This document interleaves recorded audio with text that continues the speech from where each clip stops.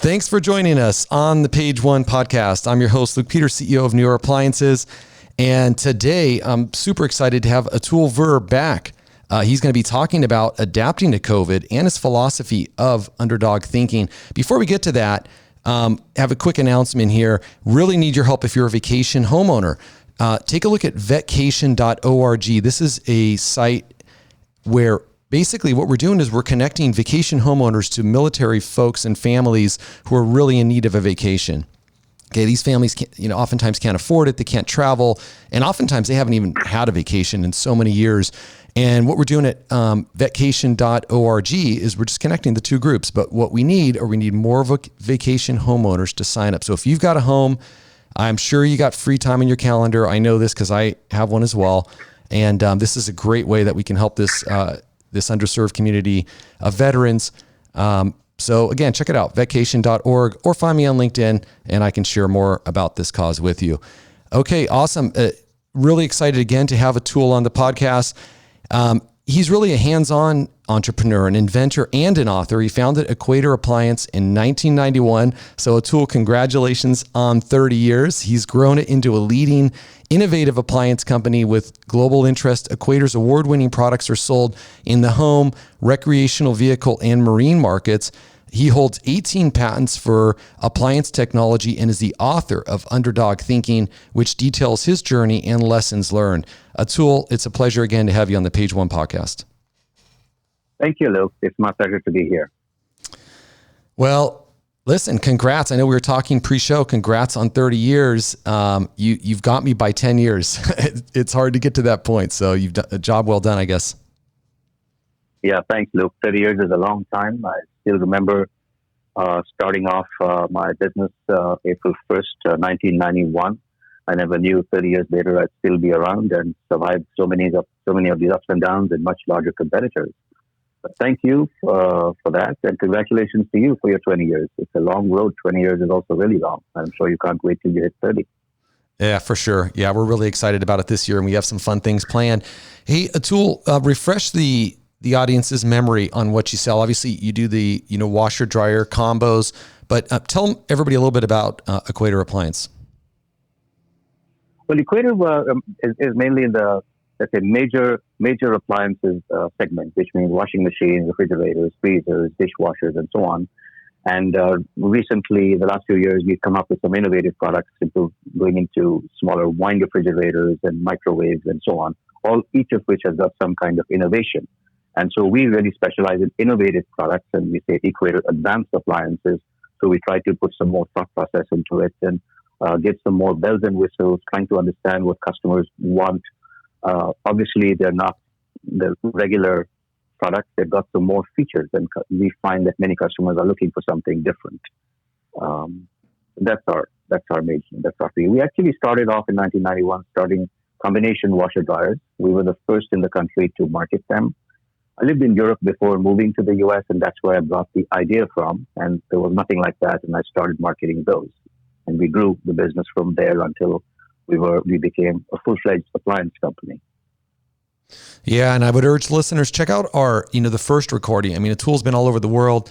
Grew up in India, went to school there, but then also through Europe, and I think you have some other travels as well. So, a global citizen, let's call it that way.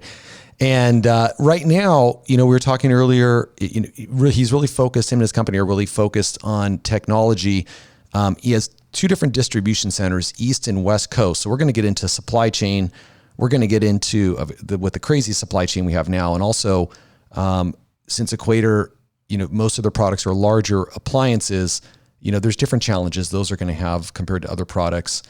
So we'll get into that. We'll get into, what's coming out of COVID as far as, e-commerce and gains that companies have made there, and how, underdog thinking comes into that, which is kind of the theme and the title of his book. So Atul, why don't we start out with sales? How are you guys doing? What have you seen?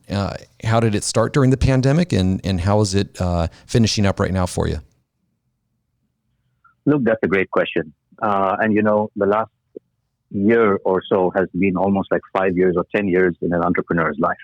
We started off having supply chain issues. Most of our production comes from China. Some of it comes from Europe. And everybody was impacted in both those environments. And plants shut down, workers were ill, there were shutdowns everywhere. And so we had a big disruption in our supply chain. But sometime last April, one of our big customers, one of our big five, you can say, in the country, called me up and said that they're going to shut us down and they're discontinuing their business relationship with us that we've had for the last 15 or 20 years. That sort of shook me. And I said, wait a minute, we have a pandemic going on and you're shutting us down? He's saying, yes, you don't have product. And that was a wake-up call for me. And I said, well, there's all these issues on supply chain and so on. And he says, that's your problem. We are accountable to our customers and you don't have product and what's going to happen to us? And that sort of flipped the whole thing around. And I said, the actions that we take and the decisions we make affect other companies too. And here we are being penalized even though we know it's a global problem. And maybe so when I heard that, I knew I didn't want all the other customers to follow suit. And that made me very determined to sort of reverse that situation and get into a strong supply position. So I worked very hard with all our suppliers, and we have over 100 SKUs and 20 different product lines. And to work with each of them in placing advance orders and advanced tooling costs and deposits to get them up and running, so we could have inventory for the simple reason that we wanted to have it in stock. So when our customers, these large retailers want it, then we can have it ready for them. And since that time, it's a question of having it ready because we know since last March, April, customers have been at home. The pandemic has been going on for longer and longer and getting extended. Yes, now it's coming out, but it's been a very long year. And with everybody at home, we know people are at home and they were wanting to improve their lives, whether it's through technology or home improvement or, all the things that, for health and wellness and people looking into outdoor, entertaining outdoors because people are entertaining indoors. So we sort of reimagined our company. What are we going to do? And we were able to get back in inventory and reimagine and re-engineer the company to get into a positive position. I'm happy to report that at the end of our 30 years, we had the highest business we ever had in history. Wow, that is awesome. So let's back up. So when did you hear from that customer? What month was that? And how long did it take you to get into a positive inventory position? Because the problem is, as there's 60 to 90 day delay at minimum, especially last year. So you have to place the orders, then you're still having to handle the day to day. Then you have to kind of have the cash flow to get enough excess inventory in. So kind of walk us through the timeline if you do recall the months and when this all happened. Well, the call came last April 2020. And that's when I thought it was really unbelievable. And of course, we weren't in a position to change things then because everything was on lockdown then and things were progressing. And if we can just go back a year with reading the news every day of how many people falling ill and what the global situation was. And so but this was almost a survival situation where, we had to get back on track. It became more urgent to discuss with them and set the things in place. Yes, there are cash flow issues and logistics issues and all the other pandemic-related issues that came in. But we knew, I think it was almost like a jolt and a wake-up call. The previous thinking was that we need to have inventory and we need to make sales for our own company, right? That's the traditional thinking. We need to do it for our own good. But when this happened, it was not only for our own good, it was we are affecting the lives of other people. And in fact, the retailer called in and says, because of you not having an inventory, now if it happens to all our vendors, what's going to happen to us? If we are now responsible, we are part of their supply chain. You see? Yeah, and that is a totally different way. Yeah. So we were not keeping to our responsibilities by having inventory, and we were affecting somebody else. And that's what sort of shook me and made me more determined. But yes, a year is a long time, and it didn't happen overnight. We had to place advance orders. We had to take risks. We had to put more deposits and encourage the people we work with, that we are there, and it kept building up, by every month and having meetings with them. And of course, we're not able to travel. Everybody's at home, so we had to find ways to communicate, whether through Zoom or WeChat and video calls and audio calls, and it was a lot of work getting it done. But I must, in retrospect, we don't have that dealer back, but I'm thankful to them for having me, for awakening me to this crisis that was looming and alerting me to this point that I had to get things on track. Well, sometimes the most important, thing of leading a business is listening. And, it's really easy for us to cover our ears and just, rush forward with our plan, thinking we're always going to be right. But in this case, credit goes to you for listening. How is, and congrats, it sounds like you finished your 30th year is your best year ever. So you had to, you kind of took a shot early in the year, but then you were able to kind of turn that into a positive experience and order enough product and serve enough customers. Talk about the supply chain for you. I mean, obviously very similar to what, we're dealing with at New Air. You guys are ordering and making larger appliances, most of it coming from China, some from Europe. You're bringing into East Coast and West Coast. So you got challenges on both sides. Costs are going up on that. But not only costs, earlier this year, product was just sitting off the coast of Long Beach. And trust me, I was looking at those containers every day saying, there's my product just sitting there.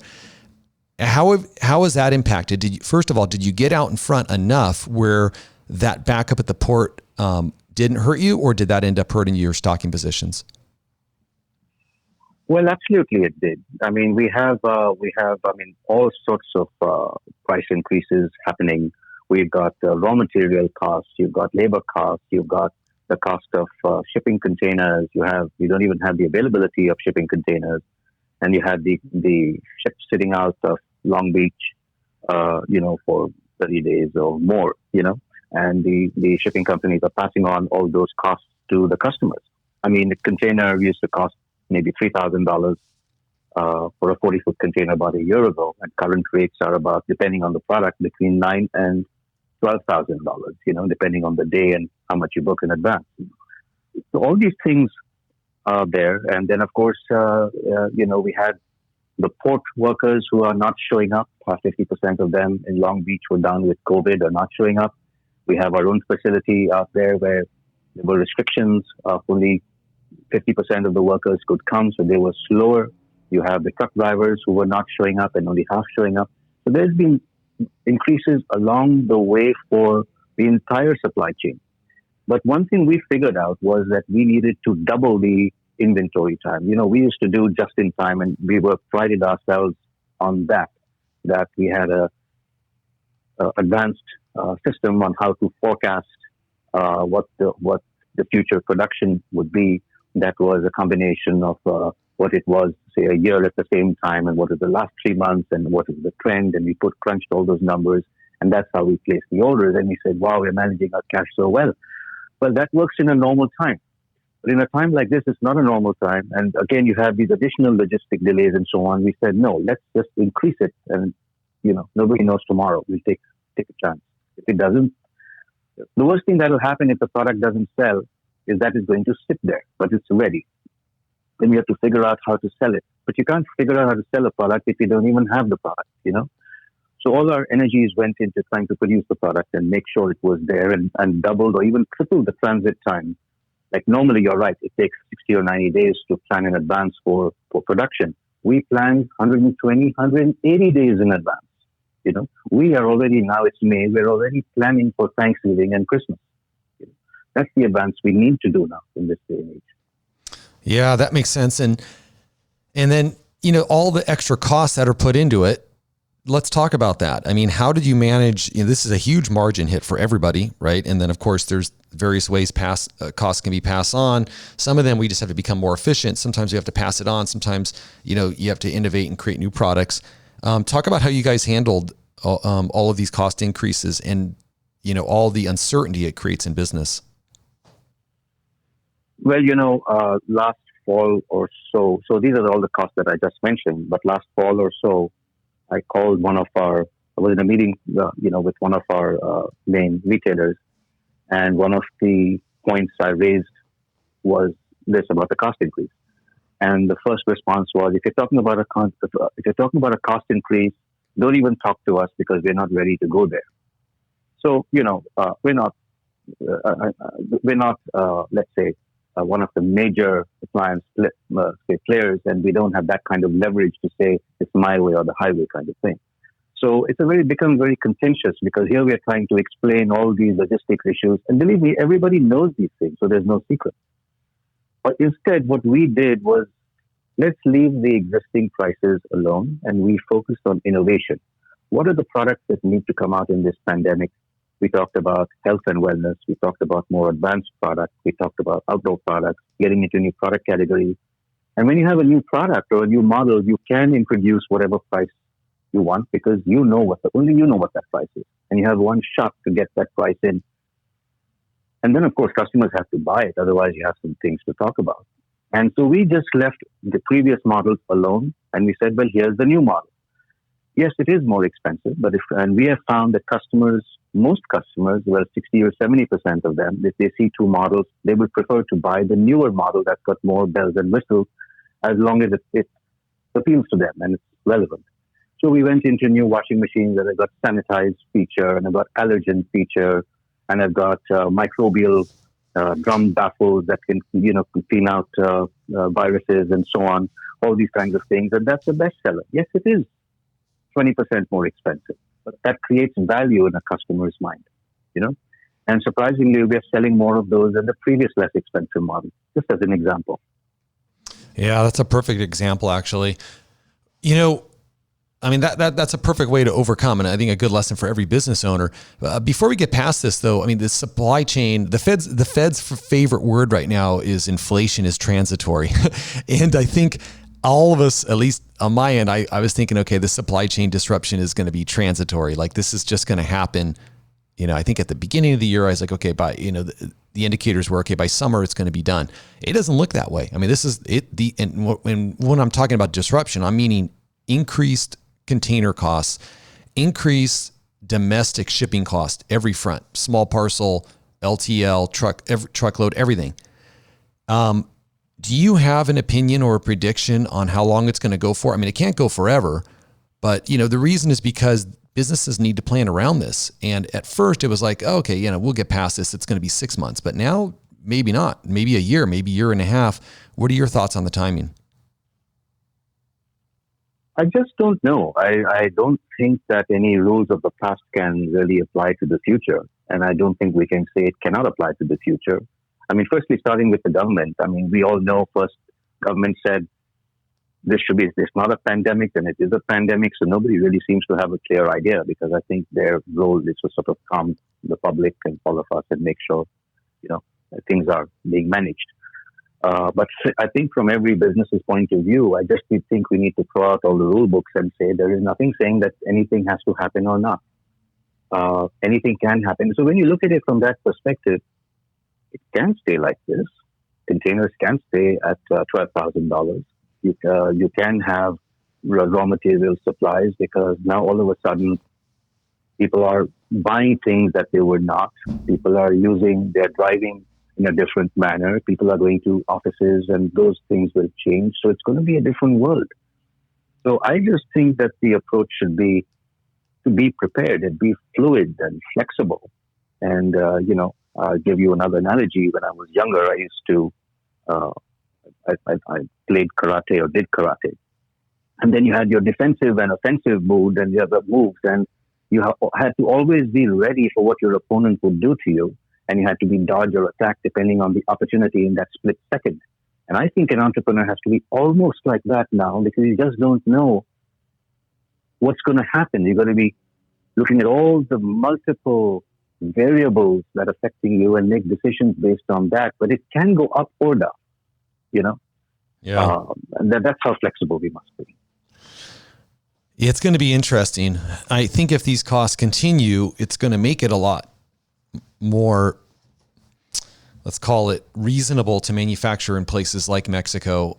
So we'll see. If it continued long term, I think there would be a little bit of drive to, other countries or closer, nearshoring some of the supply chain. But it's so hard to say. This stuff doesn't happen overnight. These are big investments people have to make, and big supply chains and components and parts that have to be moved. But it is something that there is some chatter of that, within factories that we work for. So yeah, if it continues, that's something that I think is going to be something for us all to look for, meaning, more manufacturing in Mexico for some categories. But yeah, it'll be interesting. Hopefully it doesn't continue because and nobody likes paying $10,000 for a container. That cost is just, it's astronomical, and it just ends up going into the cost of the product for the end consumer.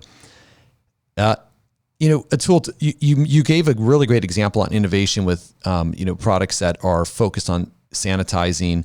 Is there any key innovation you want to talk about from the last year? I mean, it could be a product innovation, a business process innovation, anything, that you're proud of, during your 30th anniversary. Well, apart from that, I would say the one that really I'm happy about is the outdoor innovation, where we said, okay, and in my own specific case, we have a single family home, and we have a garden, and we have a barbecue, and we like to entertain and be entertained. And when we couldn't do this over the last year, we said, how do we meet friends? And you had 4 or 6 people at a time. So we decided to barbecue. But I live in Houston, which is a very hot place and humid. And then you have you're doing your barbecue, and then you're doing your marinating of food. And then when your folks are there, you're running in and out. And so I came up with this outdoor refrigerator, and it's placed outside, and it's weatherized. And I was really happy with that. And so that's contributing to, I would say, everybody's well-being. And then we came up with the next thing, which is an outdoor air conditioner that you can actually sit outside, and you have this weatherized air conditioner that has a hose pointing to a small group of people and keeping them cool, so you can also be safe, So I think this is a completely new category that we have entered. It's an appliance. It's within our bandwidth, and it's what we do. And I'm happy we could contribute to that, and the families can entertain and be comfortable, So yeah, no, that's actually that is a cool story, actually, and I'm sure that's going to be super useful in the Houston summers when it's muggy and hot. And also pretty niche. I like those types of categories myself as well. You're going into categories where, larger players often are not dominant because it's maybe too small for them, and you have to innovate, and you're really even creating new categories, it sounds like. What can you say about anticipating customer needs? I mean, this is more important than ever. How did you kind of get this, where'd you get this customer understanding? Did you survey customers? Was this really a business insight you had? How do you come to these conclusions and decisions? Well, you mentioned my book in the beginning, and in my book it leads to a whole chapter on innovation. And basically, I came to the conclusion. I didn't start off this way, but I was just buying and selling products in the beginning, and I started innovating and coming up with patents and so on. But at the end of the day, I think innovation is basically having empathy for the customer. And when I say empathy, it's not sympathy. It is not, any other word. It is empathy, meaning having a close understanding of what a customer really needs. What do they want to make their life easier? And in my space, what does the customer need? And so in the example I gave earlier, whether it's health and wellness and the sanitized allergen or the outdoor product, I felt that was a need. Customers needed that. So it's not that I want to make more money or want my company to earn more profits, and or any other. It's completely focused on your customer. Basically, it's the golden rule: treat your customers or treat anyone the way you wish to be treated. It's an extension to that. And if this is the case, if this is the need that I was facing in my life of needing a refrigerator or needing an outdoor air conditioner, basically, I'm saying that, yes, I need it. And if I need it, I'm going to develop it. And I'm sure it will be helpful to other people in helping improve their lives. So that is where it starts from, this deep thing of empathy. And I think empathy is, I'm not sure if it's a skill that can be learned or everybody has it, but I think that's where it starts from. Not concern for yourself, but for others. Yeah. I mean, you and your team are serving the customer. And that's what the business has to be built around. What are you seeing as far as sales channels? Obviously, Amazon, had massive growth during COVID. I'm assuming that was, a standout for you. But are you seeing anything else as anyone in particular, growing really fast and surprising you or standing out during the past year? Well, we sell to, we supply product to different channels. We have the home channel, and of course you have Amazon. But, the major players, everybody else, whether it's Home Depot or Lowe's or Wayfair, and they've all stepped up, Menards, everybody has gone into e-commerce and realizing in the pandemic that less people were going to stores to, kick the tires of products. And so we had to up our game, again, going back to having the inventory in stock, having our processes for logistics and on-time shipping, all those things, and the technology available to make those things happen. Because customers, I think, in this pandemic had a reasonable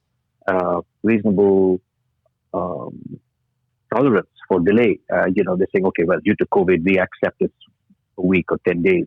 But over that, there's no excuse, And so we are facing that. I mean, the customer says, okay, it's COVID, but you need to deliver. You need to have good products. You need to deliver on time. You need to install. All those things which they expect, those really haven't changed, And so if anything, people are more impatient. So everybody has to up their game at this time, and we're no exception because, we just have to keep up with them. The other thing I want to mention is we are in different markets like the recreational vehicle market, and we had acquired a company about 12 years ago and got into that space to supply our products. And that space has boomed in the last year because people have not been going on vacation. They've been buying or renting RVs. And when they do that, washing machines, nobody wants to use the common laundromat in the RV park. So they're buying washing machines for their use. They're buying wine refrigerators for the RVs. They're doing all the things to make their life more comfortable so they can spend time with their families in a safe environment. And so that's also, so we're in these sort of pockets, that we've been sort of been able to support. Yeah, the RV space is it's gone crazy. I mean, it's an incredible place to be. And you guys were already there, like you mentioned, with that acquisition previously. And I remember talking about that actually in our initial podcast. And what else was interesting is, so I guess when you finished your book, that would have been on year 29, right? And then year 30 anniversary for your business ends up being COVID, and you finished the book, I guess, right at the beginning of the pandemic. Is that fair to say on the timing, or early on in the pandemic, it right? Is. Absolutely, yeah. Right in the beginning of the pandemic where, the book was finished a few months earlier, and then, of course, it takes time to publish and get it out there and so on. And but the pandemic, frankly speaking, I think all the the training and the difficulties and all the things, everything I learned in the previous 29 years came in useful. And, I think it prepared me for the pandemic. And so I was ready, and the book also talks about the 101 lessons I learned in my career. Each one of those lessons came at a price and was a failure that made me learn. Just like the large retailer last year telling me he's cutting us off. Well, that was an important lesson. I need to get my act together, So I'm now writing the next chapter, which is what we did in the pandemic and how it prepared us and the actions we took. And I hope that readers will be able to learn something from that in whatever sphere they're in about being prepared and apply those thought processes in whatever field there is, Yeah, I think that's important. It's like, I'm sure there's a lot, your thinking has probably changed quite a bit, right, with COVID. So you can add some new thoughts to that chapter of the book. But at the same time, like you said, all of those learnings and all that experience, helped you kind of navigate this.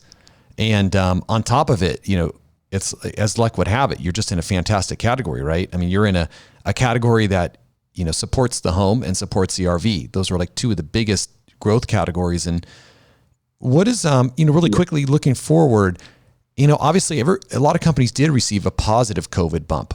Some really got hurt, unfortunately, but then some received a positive COVID bump. And now that might be returning to normal. But maybe the new normal is still increased sales because, there's been a big movement, a pull forward of people to online buying versus, department store buying. Where do you see this in the next couple of years? Obviously we want to be optimistic about businesses, but do you think there could be a pullback when things return to normal, or do you just see that it's not going to come down that far because, maybe more people have kind of transitioned to online purchasing? I mean, where do you kind of see this playing out? Well, 2 points. The first thing is that I don't believe everybody has got a bump. In fact, just a few weeks ago, I got a call from an associate in our industry, and he was asking me how I'm doing. And we had connected 6 or 8 months or about a year ago, and we had exchanged notes. And I said, we're doing well. And so I asked about him, and he said he's not doing well at all. And I said, what happened? I was a bit surprised to hear that, I must confess. And then he explained that he was having supply chain issues, and because of semiconductors and various things, he wasn't able to get a lot of new models in process, and he wasn't able to regroup, and he's been out of inventory for 6 or 8 months. And so there are a lot of folks who have not been able to, I don't want to say take advantage, but they have to step up into this new environment, and we're not ready for these changes that came, which were very sudden changes that one had to be ready for the sudden change. So, yeah. But to the second part, that if one made it through, I mean, it's almost like creative destruction, like every stage, like in the last recession of 2007, 8, 9, those years, if you made it through there, a lot of people, it whittled down the field. And if you make it through there, then you're ready for the next round, you can say. It's almost like a boxing match. You made it through that round now. So a lot of people may not make it through this round. But if you made it through this round, as some of us have, then I think we're ready for the next one, the next phase. I do think that business is going to slow. There is more, it's the same amount of income going around, and folks are going to say, well, I want to go for a vacation, I want to go international, I want to go on a cruise. I'm not staying at home so much anymore, so they're going to spend it elsewhere. And I do think that there is going to be a reduction. But again, I think for those companies who are innovating, and at the end of the day, you have to provide value. There's a lot of competition in the field. Everybody has a choice, first of all, on what they want to spend their money on. And if they decide they want to spend on something, then there's no product which doesn't have a choice, And so you want to stay up in front and continue to drive. You have to continue to innovate and do all, whether it's product innovation, marketing innovation, to prove value to your customer. It's going to continue. And again, there'll be a falling out over the next 6 months or a year, as some people will make it and some won't. Yeah, it's actually a really interesting way to think about it, especially the creative destruction part. And you're absolutely right. Not everybody did make it. And some did do better, but others did have negative impacts. So, I'm glad you answered that way, because usually business is not so simple as A or B. I mean, there's so much nuance in there, and that's what came out of that. And Atul, listen, before I let you go here, I really urge everybody to check out your book, Underdog Thinking. You can find it on Amazon. We'll have it in our show notes. But before I let you go, you have a team in India. You grew up there, went to school there, and then of course, have made your way around the world since. But, in the news, India is really hurting with COVID.